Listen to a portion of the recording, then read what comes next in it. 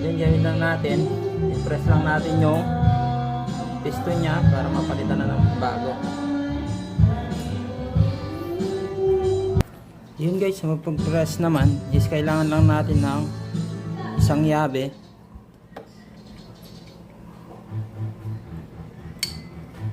Yan, ganyan lang natin. Then kailangan natin yung isang yabe pa na ganito yung style. Yan. Then press lang natin dito. Yan.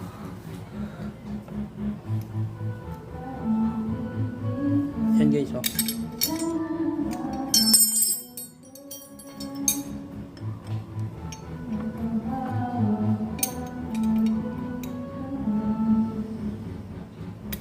Hanggang sumagad lang yung piston nya. Ayan.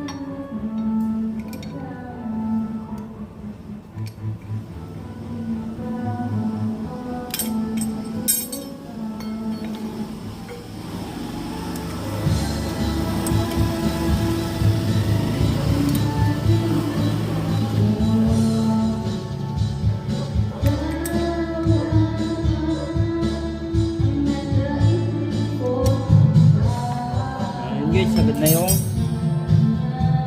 piston nya. Then kailangan na natin lagay yung bago. Pwede natin lagay yan yung bago nya kapag na press na natin to. Yan, lagay na natin.